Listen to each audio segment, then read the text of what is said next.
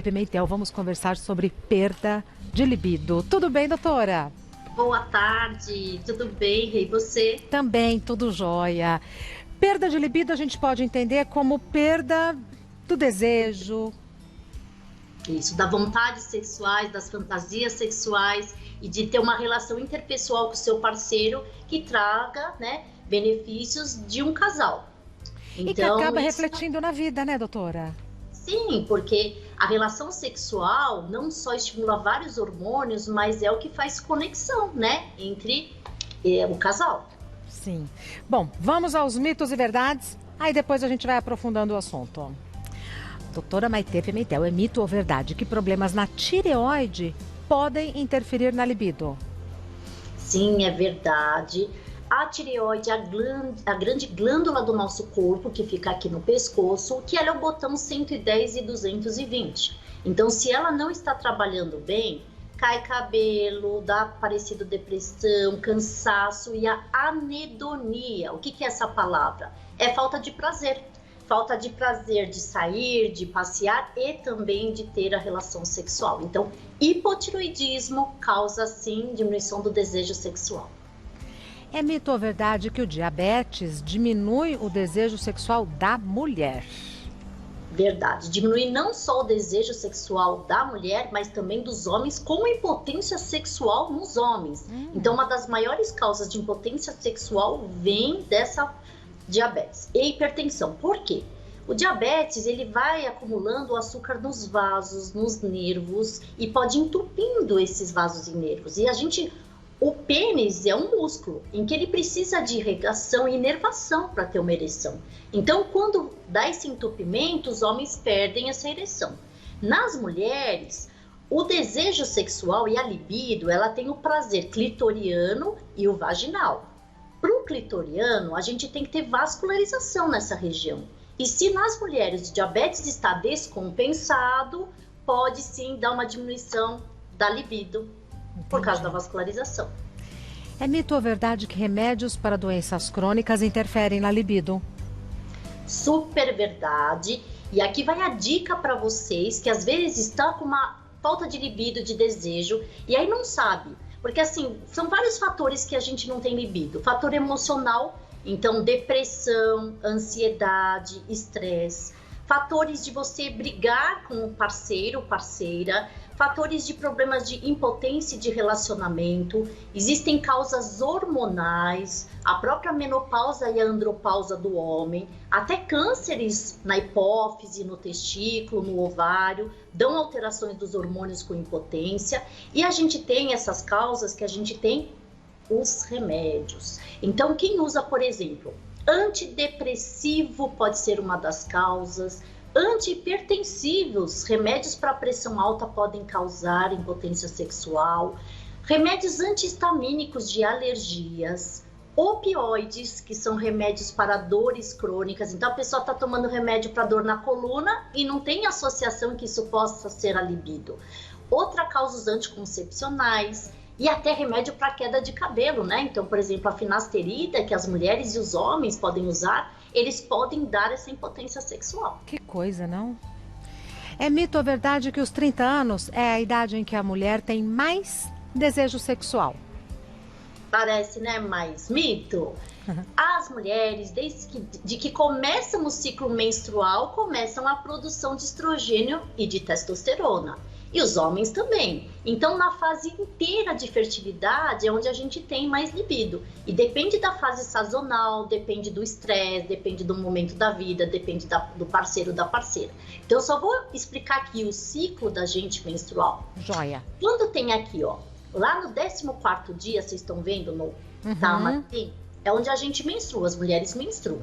Então, é nesse período que a gente tem a fertilidade, 3 a 5 dias para frente ou para trás. E onde tem o pico do estrogênio, e é onde tem maior libido. Então, fisiológico, olha como Deus é sábio. Quando a gente tá para ter o filho, é onde tem maior desejo sexual.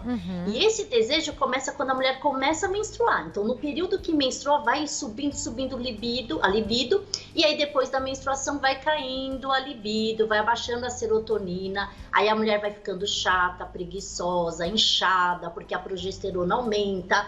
Aí é o que a gente chama de TPM, onde ela não quer ter relação sexual. Você vê que é bem fisiológico o ciclo da mulher, né? Exato.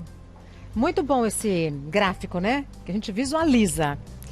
É mito ou verdade que álcool ajuda a melhorar a libido? É mito. Você sabe que para algumas pessoas a gente fala, não, eu com álcool tenho um desempenho sexual melhor, principalmente os homens falam isso. Mas é porque desinibe o córtex central, que é onde a pessoa chega e chaveca a pessoa desinibe para contar as coisas, ou por até ter as fantasias sexuais. Mas fisiologicamente, o álcool ele faz uma vasodilatação peniana com uma diminuição da ereção. E para as mulheres também diminui essa coisa da vascularização clitoriana. Então o álcool não é bom para a libido. É mito ou verdade que o uso de anabolizantes aumenta a libido feminina? Verdade. Não que isso seja certo, né? Porque anabolizantes, eles podem dar alteração de queda de cabelo, de acne, de tumores de ovário, de mama. Então tem que se tomar muito cuidado quando se mexe com hormônios. Não é proibido usar hormônios, mas tem que saber quanto, quantidade, hora certa e para que mulheres que estão na menopausa podem usar. O excesso de hormônios é considerado anabolizante, mas toda vez que você aumenta uma testosterona na mulher, ela vai sim aumentar o desejo sexual. Então é verdade essa pergunta. Doutora, temos perguntas do pessoal de casa. Me dá um minutinho? Claro. Já venho. Na volta, as perguntas do pessoal de casa sobre perda. Ou perguntas do pessoal de casa para a doutora Maitê Pimentel. Sobre o quê? Sobre queda de libido. A primeira pergunta foi enviada pela Ingrid. Existe algum alimento que pode ajudar a aumentar a libido? Sim, Ingrid, isso é bem famoso, né? Quais alimentos que podem aumentar o desejo, a vontade sexual. Então, você vê, até tem a teoria de colocar os moranguinhos, as mulheres com morango. Morango é afrodisíaco. A pimenta também é bastante, porque ela faz a vasodilatação, principalmente aí do clitóris das mulheres. Amendoim, nozes, tudo que tem selênio e zinco também são afrodisíacos. Existem várias coisinhas também, como abacate também é conhecido. Melancia tem licopeno. Engraçado, né? Melancia ser afrodisíaco, mas é verdade. E chá de fenogrego é um dos chás que mais aumentam a libido. Fora a macaperuana, que é muito conhecida por todos, que aumentam a testosterona, né? É um fruto do Peru, em que o pozinho da macaperuana também estimula a produção fitoterápica de testosterona. Maravilha. Próxima pergunta foi enviada pelo Ricardo. Tenho 33 anos e a minha libido está muito baixa. Minha esposa às vezes reclama que não tenho mais interesse nela. Será que preciso fazer reposição hormonal? Os meus exames de sangue estão ótimos. Bom, então é assim, quando o homem tem perda de libido, a gente tem que pensar primeiro. O psicológico, o emocional vai ficar sempre para depois, né? De exclusão, diagnóstico de exclusão. A priori, a gente tem que ver se na hipófise, que é a glândula central que produz o FSH-LH, tem algum tumor. A gente tem que ver se eixo hipofisário no testículo, se o testículo tem algum nódulo, se tem hidrocele, que é aquela água do testículo. A gente tem que pensar em tumores genitais, não só do testículo, mas como adrenal. A glândula adrenal também produz hormônio masculino nos homens e nas mulheres. A gente tem que pensar em doenças cerebrais, por exemplo, até vírus no cérebro podem fazer inibição. Existe uma doença genética que chama-se síndrome de Klinefelter. São homens com genitália masculina, mas por dentro eles são XY. Eles não são, eles são XX, são mulheres geneticamente falando. E aí a gente tem as causas de uso de medicações, a bebida alcoólica, fatores emocionais, fatores depressivos, fatores de ansiedade. Então nem sempre você, homem, que está com perda da libido ou falta de ereção, tem necessariamente não gosto mais dessa pessoa. Então a gente tem que procurar todas as causas e as hormonais. Então, por exemplo, hipotiroidismo perde a libido. Quando a gente tem prolactina alta, é um hormônio que nas mulheres produz o leite, no homem bloqueia a testosterona. E aí, se eu descubro isso, eu bloqueio a prolactina dele, a testosterona aumenta e ele aumenta a libido. Então, a gente descobrindo o quebra-cabeça da causa da perda de testosterona, a gente consegue aumentar na libido. Perfeito. Próxima pergunta foi enviada pela Silene. Silene diz: estou tomando remédios para ansiedade e senti que minha libido piorou ainda mais. Isso acontece por conta do remédio ou do transtorno de ansiedade? Excelente, Silene. O que vem antes, o ovo ou a galinha? E isso é uma dúvida também de nós que trabalhamos com hormônios, porque as duas possibilidades são válidas. Então, a própria ansiedade, por criar um raciocínio muito rápido, você não consegue focar. Você tem toda alteração de cortisol, de noradrenalina, de epinefrina, que altera, sim, a testosterona. Da mesma forma que a depressão, a pessoa tem anedonia, uma perda do prazer, que interfere também na libido, tá? Então, as duas faces, ansiedade e depressão, causam, sim, perda de libido. E muitos antidepressivos, a maioria deles, causam perda da libido. E a gente tem hoje remédios bem modernos que podem associar o quê? Um aumento da libido e ser um ansiolítico antidepressivo. Coisas que a gente não tinha antigamente. São remédios modernos de 5 a 3 anos para cá que eles foram lançados, pensando-se muito nessa parte, que é a cognição mental. Então, não se pensa só em, não executar o trabalho, a pessoa ficar dormindo. Não, a gente quer reintegrar essa pessoa à sociedade, aumentando também a libido, a memória e a cognição do dia a dia. Perfeito. Temos mais perguntas? De novo, me espera um minutinho, que eu Claro. preciso sair, mas eu volto rápido. Kelly, tenho certeza que Kelly vem com uma... A doutora Maitê estivesse aqui ia achar a mesma coisa. Eu tô vendo, arrasou. Continuando, doutora Maitê, a Mariana vem com a seguinte questão. Eu sinto ondas de calor, cansaço, minha pele está muito seca e os meus cabelos caindo, porém, ainda não tive perda de libido. Tenho 56 anos.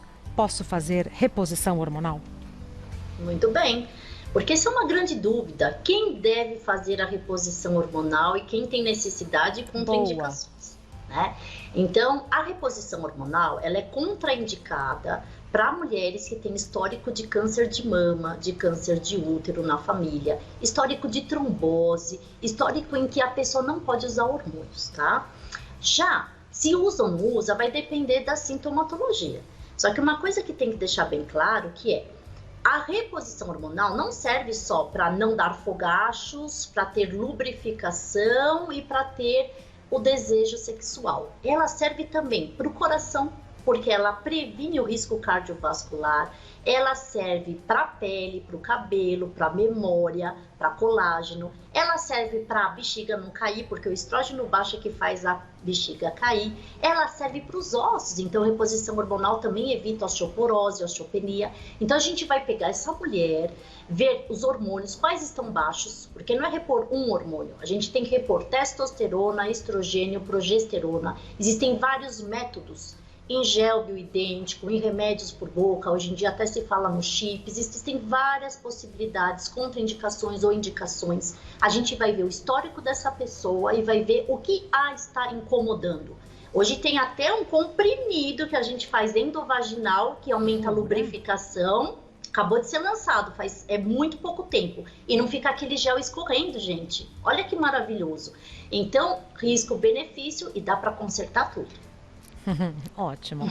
Leila, a reposição hormonal faz a mulher engordar e aumentam os pelos do corpo? Tenho medo de fazer terapia de reposição hormonal por causa disso.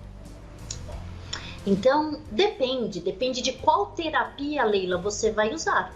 Então, testosterona é o hormônio que aumenta a vontade sexual, a libido, o tônus muscular que diminui flacidez, o cabelo, a unha. Só que, se em excesso e se não é indicado para você, pode dar acne, queda de cabelo e até câncer. Então, por isso que a gente tem que saber a dosagem e o que a gente vai usar. Engorda não, pelo contrário, testosterona, ela seca a gordura do corpo e define. Já quando a gente usa estrógeno e progesterona, ele pode dar um aumento do ganho de líquido do corpo, de retenção hídrica no início. mas nada que a gente compense com outras moléculas e nada que a gente ajuste a dose individualmente para você. Então não fique com esse medo. Isso é quando usa a dose errada, em excesso ou abaixo, ou quando não faz essa junção dos hormônios corretamente. Tá. Doutora Maitê, eu acho que nunca é demais falar que tudo isso que nós conversamos aqui é muito bom para a gente ter informação, mas tudo é feito com acompanhamento médico. Justamente, muito bom você falar isso, Rê, porque ainda mais quando a gente fala em hormônios, pelo amor de Deus, não é para pegar o hormônio da amiga e ficar usando e testando. Hormônio é coisa séria. Hormônio, se não fizer na dose correta, pode ter malefícios sérios para a saúde, inclusive trombose e câncer. Então, não é proibido, existe a indicação correta, mas, por favor, sempre, é o que a Regina falou, com orientação médica. Perfeito. Doutora Maitê Pimentel é médica endocrinologista. O site da doutora Maitê é endoc.com.br e ela está no Instagram como Maitê_endócrino, Maitê, M-A-I-T-H-E, Maitê_endócrino. E tá tudo bem, doutora Maitê? Tá linda. Ai, linda, obrigada, eu tô com muitas saudades. Nós tá também. Frio, né? Esses dias estão muito frios, meu Deus. Aqui tá gostoso, mas lá fora tá frio. E em breve, todo mundo com a segunda dose, todo mundo com as restrições, mas podendo desfrutar da companhia pessoalmente, né? Muito obrigada, Rê, sempre muito carinhosa comigo pela participação e sempre muito bom a gente divulgar informação, porque às vezes as pessoas de casa têm muita dúvida, muito medo e até vergonha de perguntar para o seu próprio médico, Exatamente. né? Então, uma forma de abrir assim a mente e falar, tem alguma possibilidade diferente. Exato. Carinho e admiração que eu tenho por você, doutora. Até breve, viu? Obrigada. Fofíssima, né? Daqui a